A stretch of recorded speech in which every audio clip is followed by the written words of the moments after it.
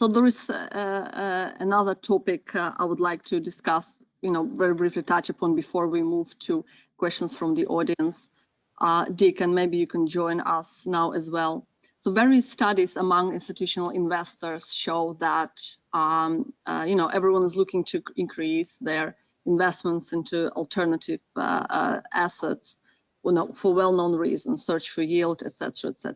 As a result, the size of those funds is mushrooming. Just think of Blackstone collecting 26 billion of committed capital to their capital funds, 8, a record for private equity industry.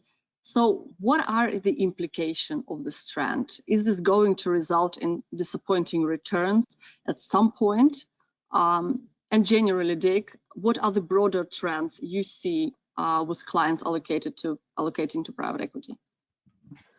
Well, just as it relates to the fund sizes, I'm sure Greg and Mark agree that it's a fund that is a lot larger than its previous vintage is a cause of concern, mostly because of this sort of strategy creep, and are the partners, is a GP actually equipped to, are they moving into a new territory? So that's something that, of course, we are not overly keen on. Having said that, we all talked about a dry powder. We all talked about the institutional uptake and becoming more of a strategic mainstream asset class.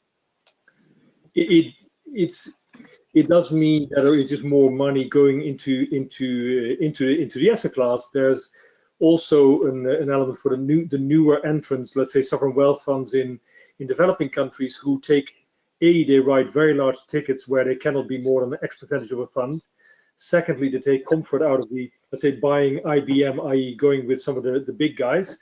So I can't frankly blame some of our large competitors to come out with very large funds. And it's also, to Mark's point earlier, I mean, the deal sizes are also a lot bigger. So it's kind of what you expect, but it's not something we're excited about. I know my fund of fund colleagues are taking it as are cautious with these sort of larger fund sizes. And we tend to focus on the smaller ones, and also in our own funds we tend to have smaller, try to go more gradual as we go along. Yeah, it's probably one of the biggest issues in every underwriting we have because of the increase in fund size. If you're a successful manager, you're looking to double your fund size, if not more. I would say though that I think a lot of it's around expectations. Even with larger fund sizes, Blackstone in particular has been able to generate returns that are far surpassing public market returns.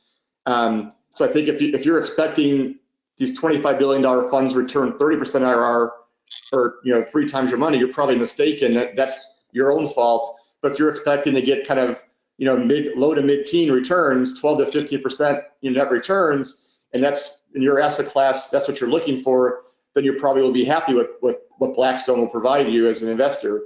So it depends on expectations. Some people just think that, well, the last fund or other funds are doing great returns, that's going to continue forever. But I think that's an expectation mindset. Blackstone, any fund that went from $1 billion fund or $500 million fund to $5 billion or 10 isn't going to be able to have the same performance generally they had 10 years ago. But if you